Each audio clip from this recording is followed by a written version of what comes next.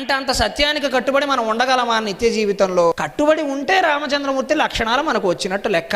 ఆయన మాట ఇచ్చి తప్పిన సందర్భం రామాయణంలో ఒక్కటైనా ఉందా? దశరథుడు మరణించాక భరతుడు వచ్చి పాదాలను ఆశ్రయించి, నాన్నగారు వెళ్ళిపోయారు నువ్వు లేవనే బెంగతోటి నన్ను రాజు రాజు మహారాజు అని వీళ్ళందరూ అంటున్నారు, నేను వచ్చి నేను బ్రతిమాలుతున్నాను కదా, నువ్వు రావయ్యా, నువ్వు పట్టాభిషిక్తుడివి కావయ్యా అంటే భూమండలం తిరగబడినా సరే రాముడు మాట తప్పే అవకాశం. 14 ఏళ్ళు మా నాన్నగారు నన్ను అరణ్యవాసం చేయమని, నాన్నగారు వెళ్ళిపోయారు కదా ఇంకా మాటకు విలువే ఉందంటారా? మరి ఈ రోజు మనం తల్లిదండ్రులను అలా చూడగలమా? నాన్నగారు ఉన్నప్పుడే మాటకు విలువ ఉంటుందా? ఆయన వెళ్ళిపోయాక ఉండదా? ఆస్తిపాస్తుల మీద ఆయన సంతకం పెట్టే వరకే ఆయన విలువ, పెట్టాక ఉండదా? ఆలోచించాలి మరి రామచంద్రమూర్తిని చూసి. దశరథుడు మరణించారు కదా, అడిగేవారు ఎవరు? వదిలేయచ్చును కదా. సరే జరిగింది ఏదో జరిగింది, భరతుడే నేరుగా బ్రతిమాలుతున్నాడు. ఇంత రాజకీయం చేసిన కైకేయి కూడా వచ్చి ఏదో నా బుద్ధి కడ్డితీరి అలా చేశాను రావయ్యా ఇంటికి అంటే రామచంద్రమూర్తి అమ్మ నిన్ను అగౌరవపరచడం నా ఉద్దేశం కాదు, కానీ దశరథ మహారాజుకు నేను మాటిచ్చాను 14 ఏళ్ళు ఉంటాను, ప్రాణం పోయినా సరే 14 ఏళ్ళ తర్వాతనే వస్తాను.